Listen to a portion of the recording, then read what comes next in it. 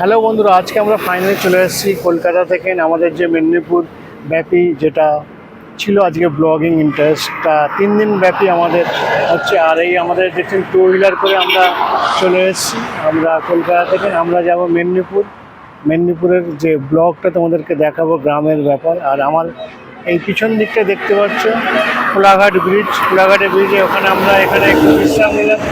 কলকাতা থেকে অনেকটাই প্রায় 1.5 ঘন্টা পথ অতিক্রম করে নিয়ে এবারে আমরা মেদিনীপুর যাব। আমার সঙ্গে আমার এক বন্ধু এসছে, আমারই ক্যামেরা পরিশন। তো কেমন লাগছে জায়গাটা? ভালো লাগছে? আচ্ছা, এই প্রথম যাচ্ছেন তাই তো? প্রথম যাচ্ছে দাদা। আর পিছন দিকটা ন্যাশনাল হাইওয়ে 6।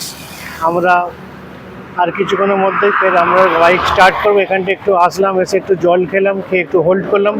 হোল্ড করে অবশ্যই পরবর্তী ব্লগে আমরা আবার তোমাদেরকে দেখাবো।